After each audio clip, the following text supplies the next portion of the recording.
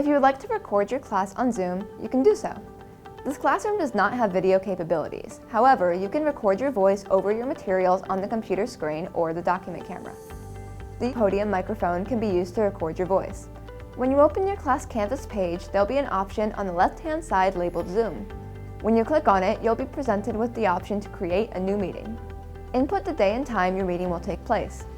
For classes, make sure to check the box that says Recurring Meeting so that you don't have to set up a new meeting for every class session. If you need your meeting recorded, you'll find the option to record meeting automatically in the cloud.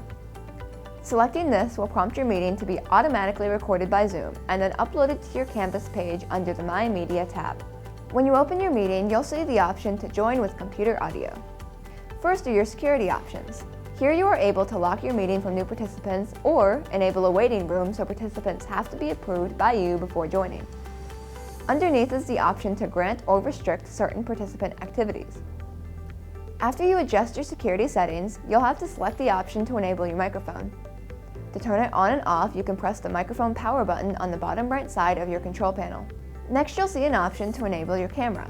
Since this classroom does not have a camera to record, you can still share your computer screen with your students. In the center is a bright green button with an arrow that says Share Screen. Selecting this will allow you to display what is on your computer screen to your meeting participants.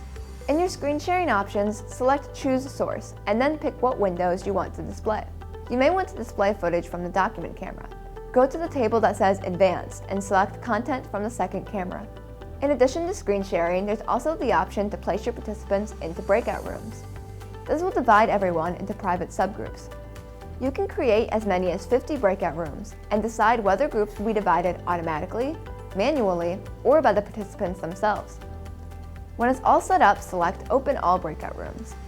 Don't worry, you won't lose touch with your participants while they're in the breakout rooms. To message them, select Broadcast Message to All. At the end of your breakout room session, hit the Close Rooms button. This gives participants 60 seconds to complete their conversation and return to the general meeting. Zoom provides live transcription for meetings that want or need added subtitles. By selecting Live Transcript and then Enable Live Subtitles, your audio will be automatically transcribed on the screen. Once your Zoom is completed, you can select Stop Recording and then end the meeting.